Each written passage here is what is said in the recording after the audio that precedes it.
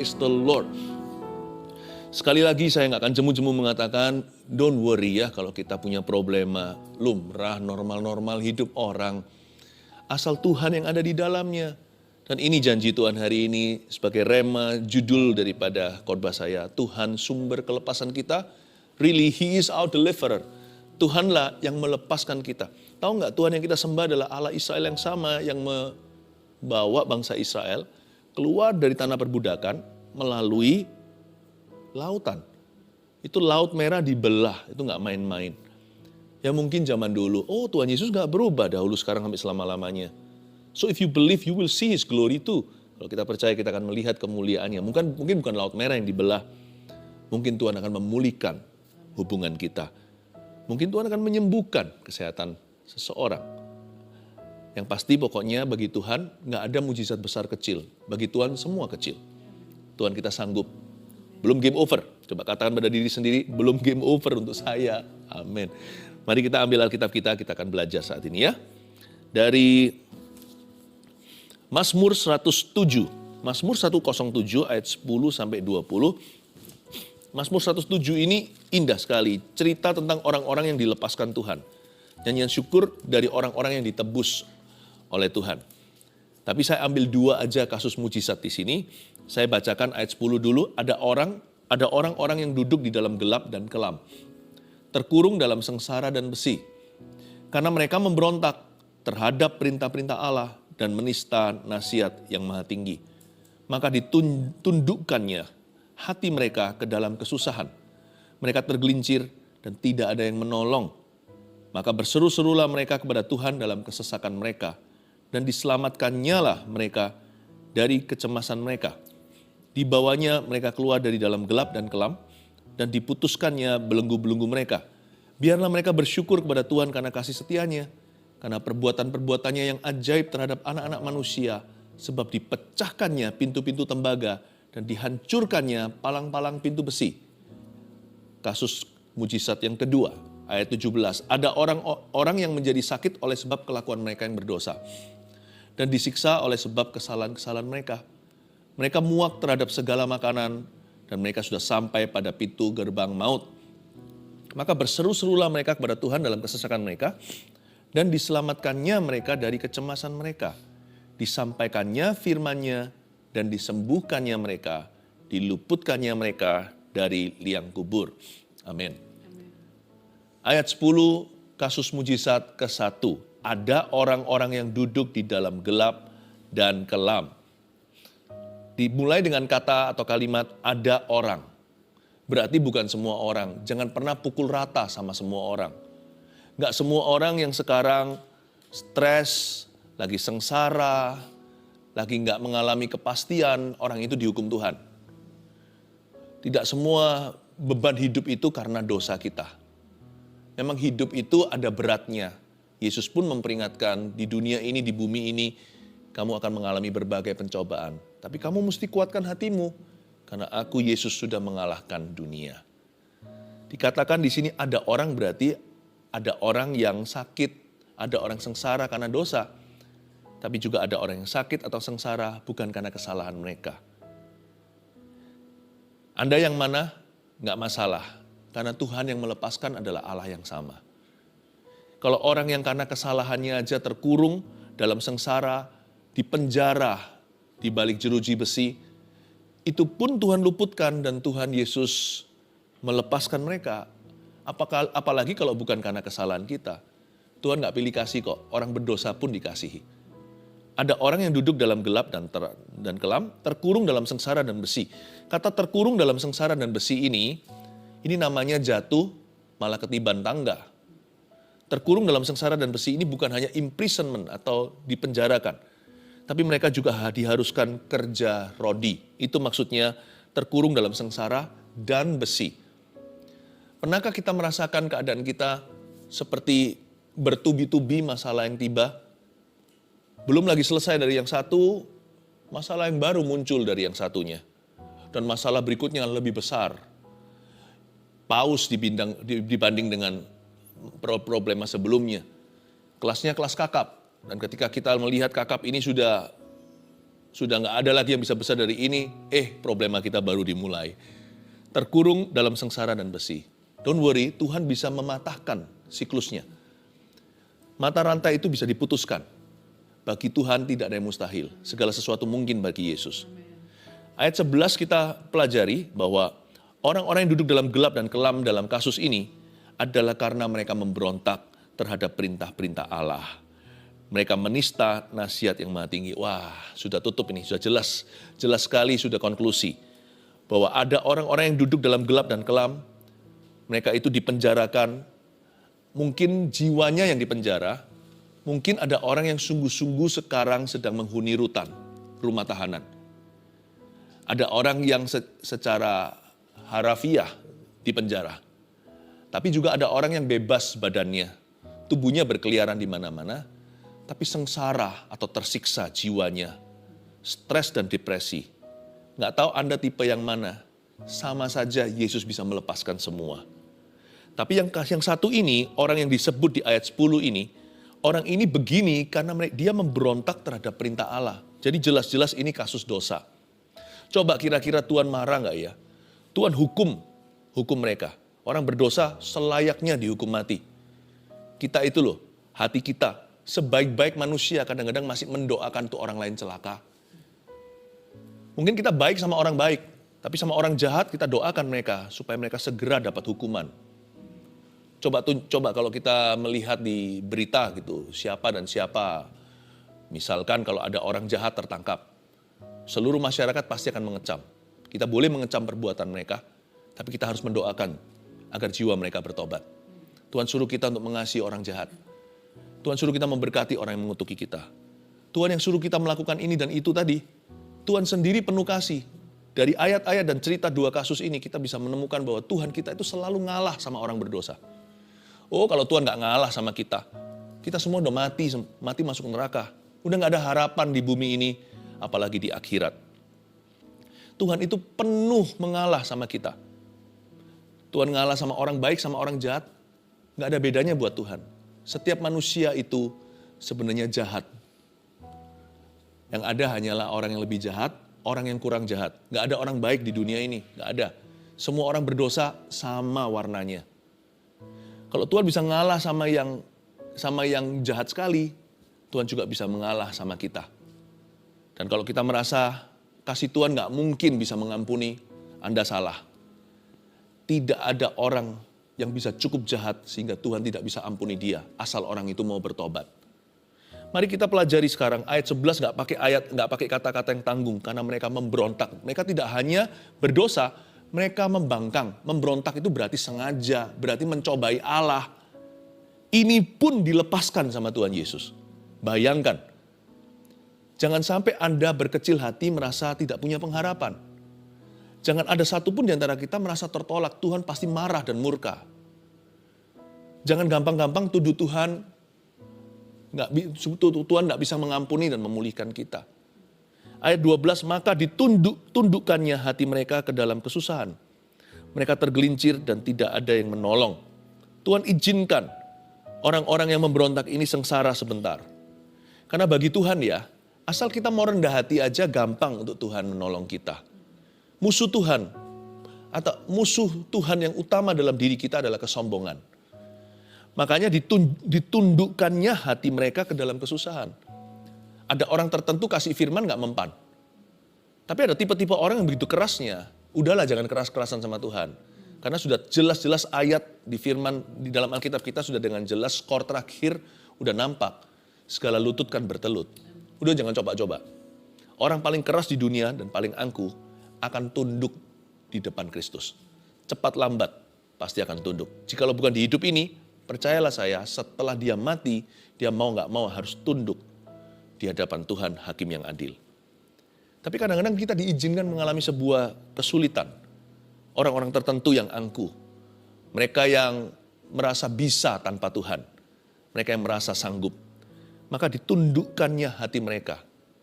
Tuhan tuh gak main paksa. Seperti orang yang secara paksa disuruh tersungkur di depan seorang yang berkuasa. Tuhan gak pakai begituan. Sekalipun Tuhan Yesus menundukkan orang itu, hati orang yang angkuh dalam kesesakan, Tuhan lakukan itu juga untuk kebaikannya. supaya orang itu merendahkan hatinya, agar Tuhan bisa tolong dia. Tuhan tuh gak pernah ada pikiran untuk menghukum orang berdosa. Tuhan mau menyelamatkan mereka. Hukuman tidak terelakkan jikalau orang berdosa terus menolak Allah. Karena Alkitab mengatakan di Perjanjian Lama, Tuhan tidak pernah berkenan, tidak pernah menikmati kematian orang fasik. Bukankah yang diinginkannya adalah pertobatannya? Jadi Tuhan itu sumber kelepasan kita, tapi kita mesti rendah hati. Karena jelas-jelas di Alkitab mengatakan bahwa orang sombong adalah kekejian bagi Allah. Ya, Tuhan itu akan merendahkan orang yang tinggi hati, tapi meninggikan orang yang rendah hati. Tuhan itu membenci kesombongan. Jadi kalau kita itu lagi mengalami masalah, janganlah kita angkat suara sama Tuhan. Pakai kata kecewalah, marah-marah sama Tuhan. Itu nggak berguna, itu seperti kaki tendang batu.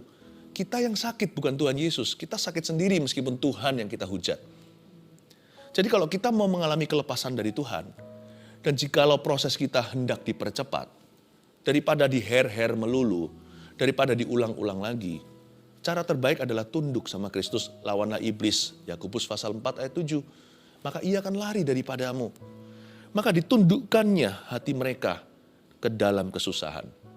Waktu ini, si angku yang dipenjara tadi itu akhirnya nyanyinya beda.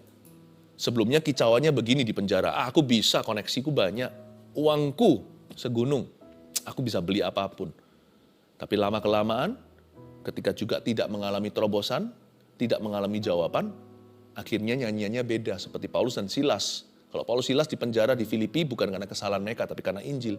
Tapi belajar dari rasul-rasul ini, mereka justru nyanyi pujian dan bersyukur dan penjara itu goyang. Malah goncang semuanya, semua pintu terbuka, dan terjadi keselamatan, kepala penjara itu pun dibaptiskan. Luar biasa. Ketika kita dalam masalah, jangan malah mengeraskan hati. Jangan malah kita itu menantang Tuhan. Apalagi kalau kita berada dalam situasi itu karena kita memberontak terhadap perintah-perintahnya. Belajar untuk nyanyi, bukan berkicau sembarangan. Belajar untuk nyanyikan lagu pujian, merendahkan hati di hadapan Tuhan. Aku tahu Engkau sanggup Tuhan. Ketika Tuhan dengarkan, masyigu hatinya, tergeraklah. Ayat 13, maka berseru-serulah mereka kepada Tuhan dalam kesesakan mereka. Si angku itu akhirnya berseru, haleluya. Dan diselamatkannya mereka dari kecemasan mereka. You know, if you can find a praying heart, God will find in him a pitying heart for you. Kalau kita bisa menemukan hati yang mau berdoa, yang mau berseru, Tuhan akan menemukan di dalam dirinya hati untuk berbelas kasih kepadamu. Maka berserulah mereka kepada Tuhan dalam kesesakan mereka, dan gak pakai basa-basi, langsung diselamatkannya mereka dari kecemasan mereka. Segampang membalikkan telapak tangan. Tindakan Tuhan di ayat 13, yaitu menyelamatkan mereka dari kecemasan mereka. Siapakah mereka ini? Pemberontak-pemberontak itu, pembangkang-pembangkang itu. Ini yang saya sebut tindakan murni kasih karunia. Jelas-jelas kan ditulis karena mereka memberontak terhadap Allah. Jadi orang-orang ini sudah gak perlu disangkali, jelas-jelas salah di hadapan Allah. Udah tertangkap basah seperti pejina yang ditaruh di tengah oleh ahli Farisi dan orang Farisi dan ahli Taurat. Ayo lempari batu sesuai dengan hukum Musa. Udah jelas-jelas. Dia gak bisa lagi mengelak. Dia gak bisa lagi menyangkali. Udah tertangkap basah kok. Tapi Tuhan Yesus membebaskan, melepaskan. Dari sini saya tahu Tuhan itu selalu ngefuri kita. Gitu gak tahu itu bahasanya bisa ngerti gak. Tuhan itu selalu ngefuri sama kita. Kalau Tuhan mau hitung-hitungan sama kita, kita punya accounting itu, akuntansi gak akan ketemu itu. Angkanya gak akan klop sama Tuhan. Kita semua pasti berakhir di neraka. Orang baik pun juga. Karena orang baik kan baik menurut dia. Kan baik menurut beberapa orang yang pernah mengalami kebaikan dari dia. Tapi kan mereka gak tahu dia seluruhnya.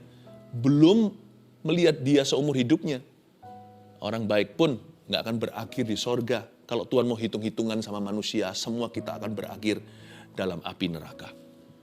Dan kita semua gak layak ditolong oleh Tuhan. Kalau sampai Tuhan tolong kita sekali, itu adalah murni kasih karunia.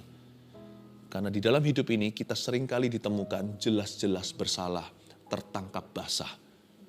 Tapi Tuhan itu baik.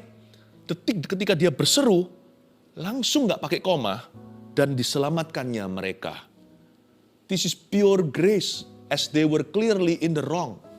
Ini kasih karunia yang murni, gak pakai campuran. Kalau emas itu 24 karat. Ini 100% bukan 99,999. Karena Tuhan memberikan kepada orang-orang yang memberontak ini bukan karena mereka layak menerimanya. Tuhan memberikannya dengan cuma-cuma. Ayat 14, dibawanya lah mereka keluar dari dalam gelap dan diputuskannya belenggu-belenggu mereka. So easy, dalam satu ayat aja seperti membalikkan telapak tangannya. Biarlah mereka bersyukur kepada Tuhan karena kasih setianya, karena perbuatan-perbuatannya yang ajaib terhadap anak-anak manusia, sebab dipecahkannya pintu-pintu tembaga dan dihancurkannya palang-palang pintu besi. Simple sih kalau saya baca dari ayat-ayat 14 tadi, bagi Tuhan tiada yang mustahil. It sounds so easy. Ya, semua besi, tembaga, ini semua kan logam-logam yang tidak bisa dipatahkan, tidak bisa dihancurkan. Sama Tuhan gitu aja dipecahkan. Pintu tembaga kok bisa pecah? Hanya Tuhan yang bisa membuat keping-keping musuh kita. Pintu tembaga itu paling bisa didobrak, terbuka, bengkok kali ya kalau sampai ada orang yang kuat, seperti Hulk. Tapi kalau dipecahkan itu kan seperti beling. Piang, nggak mungkin itu. Kalau Anda baca semua ini mujizat ayat 16. Nggak mungkin pintu tembaga itu pecah. Paling pintu tembaga itu terdobrak, iya. Dihancurkannya palang-palang pintu besi, kata hancur di situ itu lebur. Mana bisa besi jadi debu begitu aja. Hanya Tuhan yang mampu. Ayat 16 jangan anggap hanyalah kelepasan. Itu kelepasan dengan cara yang ajaib. Ayat 17, ada orang yang menjadi sakit oleh sebab kelakuan mereka yang berdosa dan disiksa oleh sebab kesalahan mereka. Nah, di ayat 17 ini kata ada orang seperti tadi ayat 10, tidak semua orang berarti ya kan? Tapi khususnya di ayat 17 kata ada orang yang menjadi sakit ini, dalam bahasa aslinya itu lebih ke arah they are fools. Bukan hanya ada orang. Some who are fools. Ada orang-orang bodoh. Ternyata ada orang yang sakit bukan karena salah mereka. Tapi juga ada yang namanya self-inflicted diseases. Atau penyakit yang kita idap karena kebodohan kita. Kebodohan itu range-nya banyak atau ada inilah ya. Kebodohan itu ukurannya banyak. Ada juga yang bukan karena dosa tapi karena kita punya lifestyle kurang sehat. Sembarangan makan, tidak olahraga, tapi juga nggak bisa jadi jaminan kok kalau orang jaga makan, olahraga, hidup mati tetap di tangan Tuhan ya. Kita pasti pernah mendengar di masyarakat, siapa tahu ada teman, wah sehat tapi tiba-tiba meninggal setengah baya. Nggak tentu juga. Bukan alasan untuk kita nggak berolahraga atau jaga kesehatan, karena saya yakin panggilan kita sebagai anak-anak Tuhan, kita nggak pernah dipanggil oleh Tuhan untuk hidup bodoh. Menjaga badan kita kesehatan, dengan gaya hidup yang baik. Saya rasa itu sudah jadi tanggung jawab kita.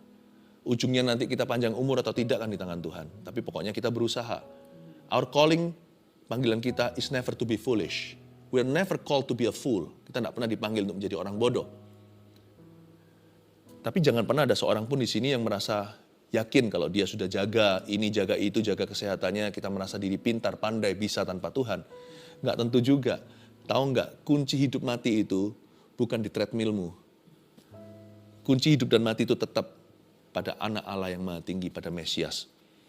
Ada orang-orang yang menjadi sakit oleh sebab kelakuan mereka yang berdosa. Berarti ada orang-orang yang sakit juga karena dosanya. Jadi nggak memungkiri kebenaran bahwa ada orang yang sakit because of their sin.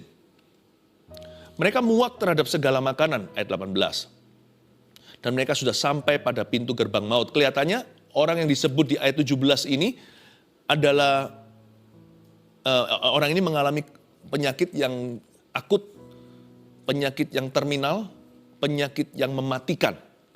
Entah penyakit apa, pokoknya ini penyakitnya bahaya. Mereka muak terhadap segala makanan. Mari kita pelajari sesuatu, kalau kita sudah kehilangan selera makanan, berarti cukup parah berarti badannya.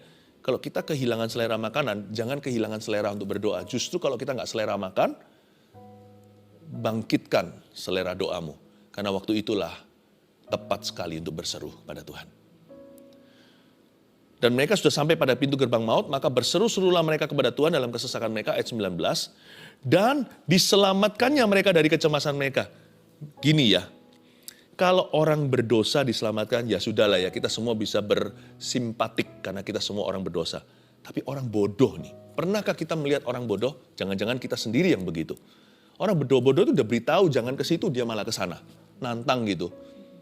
Orang bodoh itu pernah nggak kita bicara sama orang itu yang nggak mungkin, nggak bisa lah. Kita mau ngomong apa aja percuma sama orang itu. Itu orang, kalau kita seringkali disebut bebal sama teman-temannya. Itu orang bebal udah. Itu orang bebal. Ya. Ada orang yang kayak monster gitu. Saya waktu baca ini, kalau kita lupa diri, kalau kita juga kita lupa seperti kacang yang melupakan kulitnya, kita bisa menghakimi orang. Waktu saya baca ayat 19, ada sedikit protes di hati kecil saya. Ngapain saya Tuhan disembuhkan, biar mati aja. Untungnya Tuhan tidak tegur saya kembali, saya cepat sadar diri. Kalau begitu ya berarti kamu harus mati juga dong. Ya, kita semua juga orang-orang berdosa sama. Tapi ada orang-orang tertentu yang menjengkelkan sekali. Kayaknya orang begitu ngapain hidup sih? Hanya memenuhi bumi. Ada orang tertentu ya, yang di masyarakat itu yang hanya merugikan kanan kiri.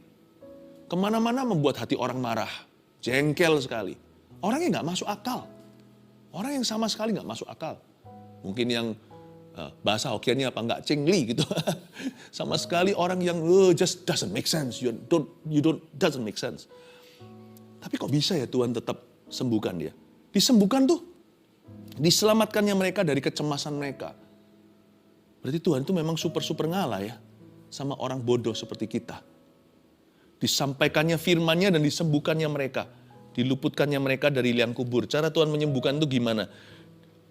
Allah menyampaikan firman-Nya, baru menyembuhkan mereka.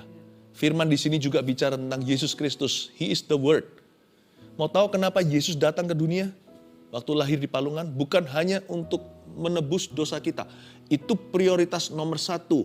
Itu alasan utama. Iya, Mazmur 53, pemberontakan kita yang dipikulnya. Tapi jangan lupa, tapi penyakit kita juga ditanggungnya.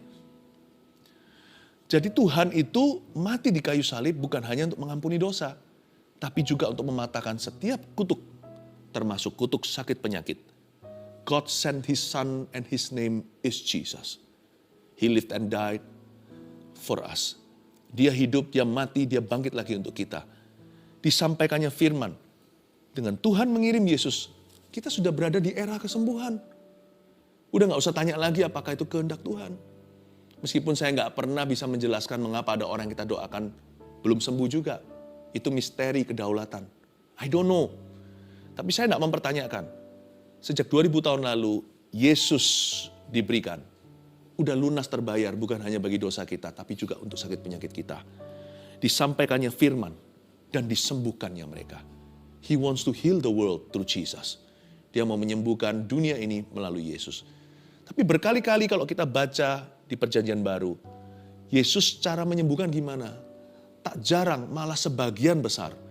Yesus mengucapkan kata-kata, sembuhlah orang itu. Seperti hamba seorang perwira, detik atau jam ketika Yesus mengucapkan sesuatu, hambanya dilepaskan.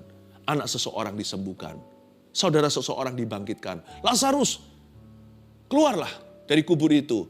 Masih dibalut dengan kain kafan. Keluarlah dia, padahal sudah 4 hari mati. Yesus berkali-kali menunjukkan kesembuhan terjadi lewat firman.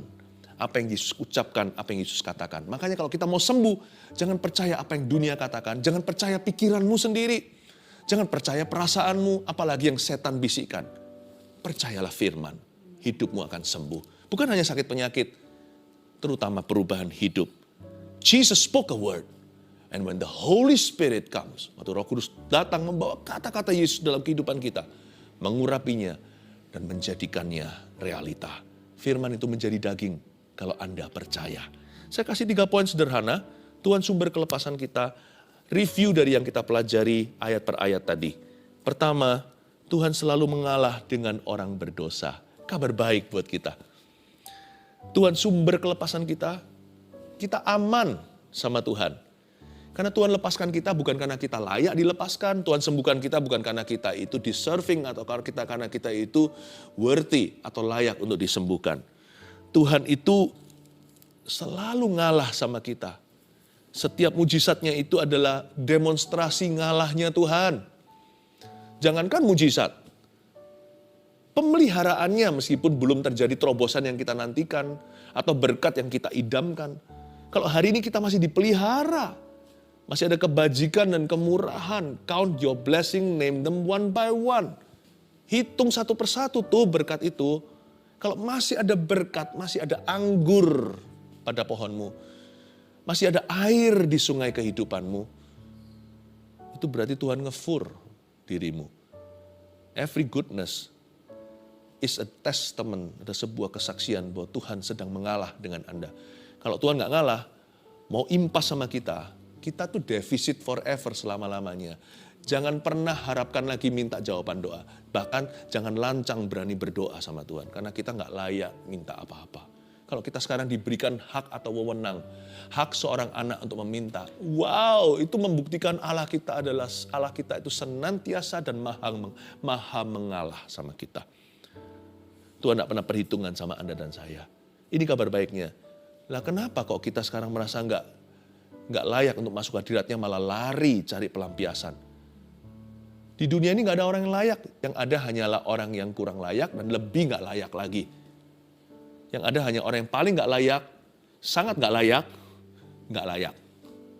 Udahlah, jangan merasa layak. Jadi karena itu jangan ada yang lari dari Roh Kudus. Kemanakah aku dapat pergi menjauhi Roh-Mu Tuhan? Lari kembali. Tuhan itu mau mengalah denganmu sekali lagi. Yang kedua, Tuhan juga memberi kita kesempatan kedua.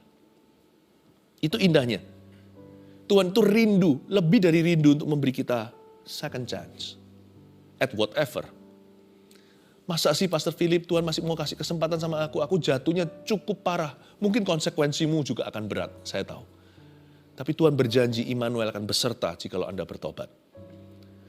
Sekalipun sakitnya parah pun, kita percaya sebuah mujizat. Tuhan itu mau kok memberi kita umur yang lebih panjang.